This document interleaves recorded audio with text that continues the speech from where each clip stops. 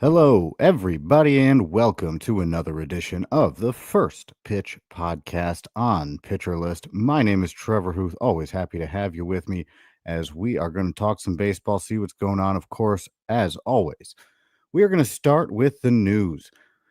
Out of the Giants camp, Jordan Hicks is officially going to be moving to the bullpen. It's how he came up through the Cardinal system. He was originally a bullpen arm, decided to stretch out. Uh, Mixed results. He's had some really good outings, some very poor outings as of late. That's officially going to push him back to the bullpen. Taking his place is Hayden Birdsong in the rotation. It was kind of going to be down to Birdsong or Kyle Harrison, both of whom are on the 26-man active roster.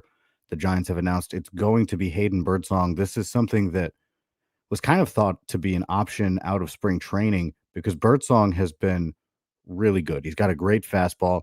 He has a nasty kick changeup, but his command has always been kind of an issue. He was looking good in spring, thought he may get that fifth starter role. That ended up going to Landon Roop, but Birdsong officially going to be joining the rotation. He'll make his first start on Tuesday. Byron Buxton officially heads to the 7-day concussion IL following the collision with Carlos Correa. The day before Carlos Correa went on the IL, they were still waiting on Buxton. The news is out for him now. Carson McCusker is expected. It's not official, but he is expected to join the Twins. He's not on the 40-man roster, meaning a corresponding move is going to happen. Carson McCusker, he's a little bit, on the older side in terms of somebody who's going to debut in the big leagues, but he has massive power potential. I mean, he could just be hitting tanks upon tanks with his giant 6'8" frame. However, that comes with high strikeout rates. He was at 29% in AAA, and that's kind of been standard with him throughout his minor league career. It actually might be one of the better marks of his career at 29%. So expect strikeouts, but if he connects, expect just mammoth home runs because that is the kind of power potential McCusker has shown throughout his time as a minor league baseball player. The Brewers say Jose Quintana is seeking a second opinion on his shoulder. He was on the IL already with shoulder impingement, shoulder inflammation, but it seems like he's going to be out longer than originally anticipated. The Royals have placed both Cole Ragans and Seth Lugo on the injured list. Noah Cameron, we know, is taking one of those spots. He actually started in yesterday's games. Evan Sisk takes a roster spot for right now. However, they are going to need a starter at some point, you believe, sending both Lugo and Ragans on the IL. Sisk is not going to take that spot. So who could it be? They signed Rich Hill to a minor league deal. He's still ramping up, though, so not him probably, at least, right away. I think a good candidate might be Luinder Avila, who is on the 40-man roster. Avila has a 4.74 ERA with 27.3% rather strikeout rate in AAA this year. Seems like one of the better options that they have. They may have to add somebody to the 40-man. It just depends on what direction that they want to go.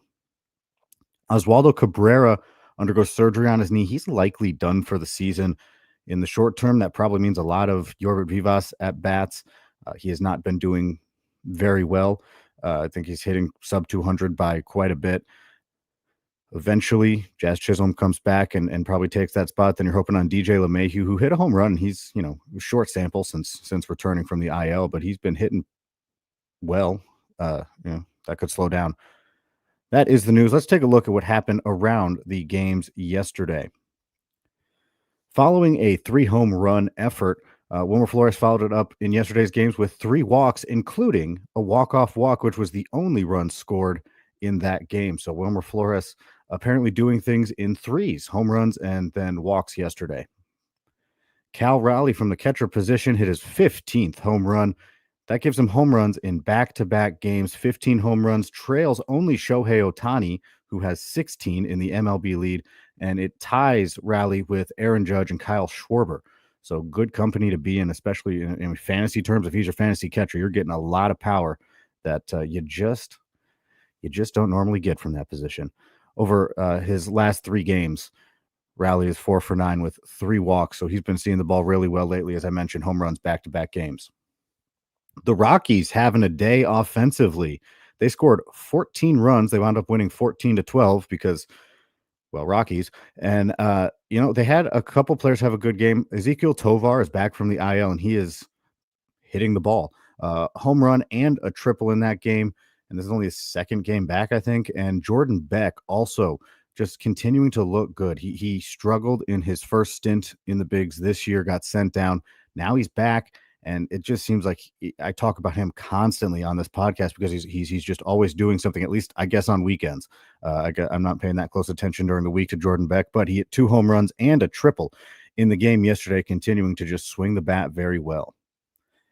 Alec Thomas, who's struggled most of his major league career, is having a great season, hitting 283, and he notched his first home run of the season. Good to see him somewhat breaking out. I mean, as a prospect, he was not really in the same breath as Corbin Carroll, but he was kind of up there as another power speed threat, thinking that he could maybe get like 15 home runs and on top of 20 stolen bases somewhere in there. That has not been the case. Not looking like it's going to be the case, at least this year. I guess he still could grow into it, but Alec Thomas has his first home run of the season.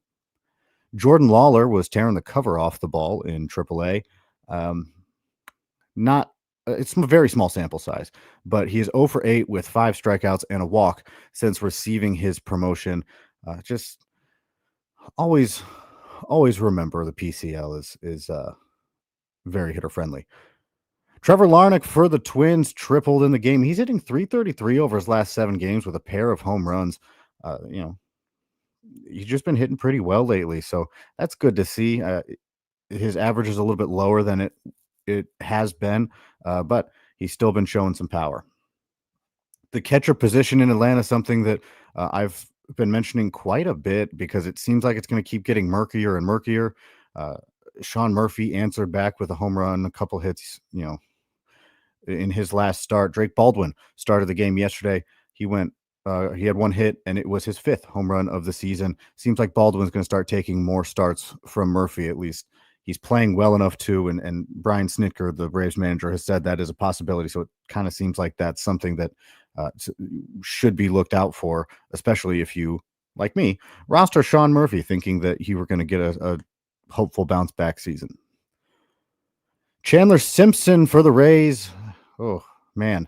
I tell you what, that call-up was one of the most divisive call-ups I can remember in history, and it is working out well for the Rays and for Simpson. He had another 2 hits and, of course, a stolen base because that's what he does. That brings him up to 301 in his MLB career. Obviously, it's still early on, but he is hitting the ball. He was billed as a speed threat who can make really good contact. That is exactly what he is doing, and there's not power. He's not going to have, I don't think he's hit a ball over the fence in his professional career. If I remember correctly, his 1 home run, and it was an inside the park home run. So you're not getting a ton of power, but if he can continue to put the bat on the ball like this, he's going to steal bases, and he's going to be a game-changing stolen base type of guy for your fantasy lineups. Jackson Holiday had this really hot start. I feel like I haven't really seen much from him, even though he's doing pretty well. He's hitting 269 on the year. He added a couple hits in yesterday's games, a home run and a double, his 5th home run on the season. Another Orioles infielder, Gunnar Henderson. He's been hitting better, right? When he came off the IL, he was not doing very well at the plate. He's getting more hits. That's good. He added another hit in yesterday's games. He also struck out 3 times. And we know Gunnar Henderson is good. We know Gunnar Henderson can be a very good hitter, a top-end hitter, an elite type hitter, especially for fantasy purposes. His strikeout rate's around 28% at the moment. And you'd think that's going to even out, but just watching trends, he is striking out a lot. I think he's hitting around 250. So you just wonder how sustainable one or the other is. Not that I'm worried about Gunnar Henderson, but just pointing out things that you notice. Spencer Torkelson added his 12th home run. Dude's just hitting the ball still. He's slowed down a little bit, but he is still, showing power pretty regularly. Again, hit his 12th home run against the Blue Jays. Chase Meadroth for the White Sox had a 3-hit day, including his first MLB home run. He's another guy who isn't necessarily going to add a whole lot of power to your fantasy lineups, but a guy who hits the ball pretty well, and he's been doing that in his MLB debut season. Pete Crow Armstrong hit a triple, also stole his 14th base. I think that makes 12 home runs, 14 steals on the year, and just continuing to be what I have to believe is the best value pick of that you could have made in fantasy in redraft leagues. And if you bought low or just held on to him, a great decision in your dynasty leagues because he has just been unreal so far this year. Dansby Swanson also putting up some stats in the game yesterday. He had a pair of hits and 3 at bats, including a home run. He also stole 2 bases and had 3 walks. So he was getting on base, obviously stealing as well. For the Angels, Matthew Lugo has been really good in his first 21 at bats. He's hitting .381 with 3 home runs. He had a bomb and a double in the game yesterday. 24 years old and off to a really good start in his MLB career. Andy Pages for the Dodgers, again, a guy who coming into the year, I was low on. I actually traded him, and it turns out I'm going to probably regret doing that. He's just been great. 2 hits, including a home run, 3 RBIs in the game yesterday. He's hitting .288 on the year and just continues to put up good numbers. And that trade, man, I'm not going to dwell on it. We're going to move on. Looking at some pitching matchups, Clayton Kershaw made his return for the Dodgers. Did not go very well. 4 innings, 5 earned runs, 3 walks, 2 strikeouts. I didn't watch it. I don't know what the stuff looked like, but it didn't go very well statistically. Speaking of the Giants starting rotation, Landon Raup, 6 shutout innings, 5 strikeouts, 2 walks. That's the guy who beat out Hayden Birdsong. Hayden Birdsong getting ready to join the Giants rotation. It came down to those 2 for that 5th rotation spot. And, it's hard to say the Giants made the wrong decision because Landon Raup has been good and shown really good flashes. On the other side of that matchup was Luis Severino, who had basically the same line, 6 shutout innings, 5 strikeouts, except he only walked 1 instead of 2. So one thing, there's just great pitching matchups in yesterday's games or great starting pitching performances. Feels like we had a lot of them who threw shutout innings, across 5 or 6 innings. Nick Pivetta scattered 2 hits and a run over 6 innings. He struck out 7. So a solid day for Nick Pivetta and the Padres. All right, Miles Mikolas. I mentioned him on yesterday's podcast. I said Miles Mikolas has been pitching pretty well. Still a guy that I am skittish about for fantasy reasons, but Mikolas continued his stretch of good performances. Went 6 innings, gave up 2 hits, did not give up a run. Another 6 shutout inning guy. 2 walks, 4 strikeouts, and that helped the Cardinals, started them off, their pitching staff, shutting out the Royals. Noah Cameron coming up to make his second MLB start. He gave up, really one mistake. It was a home run to Jordan Walker. That turned out to be the difference. It was a 1-0 game. Noah Cameron goes 6 1/3, struck out 3, and again, Jordan Walker hit a home run. That was the entire difference of the whole game. So Noah Cameron still, he looked good in his first game. He looked good in his second game. So he should stick around, especially with the injuries to Reagans and Lugo. So 2 good starts in a row, a guy that I would be looking to grab if he's still available in most leagues. Tyler Mahle continued his success at home. Gave up 1 earned run over 6 innings, striking out 3. Entering the game, his home ERA was something crazy like 0.89 or something like that. So he has had a lot of success. If I see him starting at home, I'm all over it at this point until he proves otherwise. Guardians debut for Slade Ciccone, who just came off the IL. Gave up 3 earned runs in 5 innings, but he did strike out 8, which is interesting because strikeout's not something that Slade Ciccone has been known for, at least so far in his MLB career. 1 game does not career make, but 8 strikeouts in 5 innings in his debut for the organization. As it turns out, Zach Wheeler, still good. And in case anyone was wondering, 6 shutout innings, 6 strikeouts, scattered 3 hits and a walk. Drew Rasmussen with a great outing, 6 shutout innings, 5 strikeouts, and Reese Olson to round out our pitching for the Tigers. I love Reese Olson, one of my favorite pitchers just in general. But he 6 shutout innings with 6 strikeouts. Seems like he's catching back up to the rest of the Tigers rotation. The Tigers pitching has been really good overall, and Olson kind of had a slower start, but over his last 3 or 4 starts, it seems like he's really turned things around and started to join the success that the rest of the rotation for Detroit has been enjoying. One reliever I want to mention, Matt Brash. He's a guy who I was buying just as he was getting closer to coming off the IL. Obviously, not going to be taking over saves anytime soon just because Andres Munoz exists. So, why would Matt Brash get save opportunities? But he's picked up his second hold since returning from the IL. He has 6 strikeouts in 4.2 innings. So, if you're in a saves holds league, um, Matt Brash, that's what I got for you. Those were some of the highlights over yesterday's games. Of course, some news. We are going to look at some of the upcoming games in just a moment. When we come back. You are listening to the First Pitch podcast on Pitcher List. And welcome back to the First Pitch podcast on Pitcher List. My name is Trevor Hooth. At least that's what they call me, which I'm guessing they do because that's my name. We've taken a look at some news. We've taken a look at some highlights. Now, let's take a look at some of the upcoming matchups for today's games. One of the more interesting ones, in my opinion, is going to be the Pirates and the Phillies. It's Paul Skeens versus Mick Abel. Now, Paul Skeens is, of course, Paul Skeens. So that's that, right? But this could be some really loud stuff from both starters. We know Skeens has good stuff. Mick Abel also has really electric stuff in terms of movement, in terms of, velo, all that. But Abel's command needs to be there. If Abel is throwing strikes, then this could be a strikeout heavy game from the starting pitchers. We know Paul Skeens can do it. Mick Abel has fallen off his prospect pedestal because he's put up ridiculously high walk numbers. It's scary. It's risky.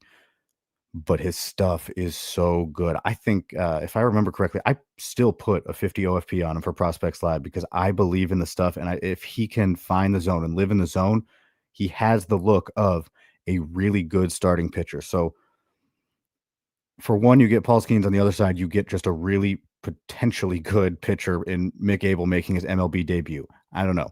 Risky.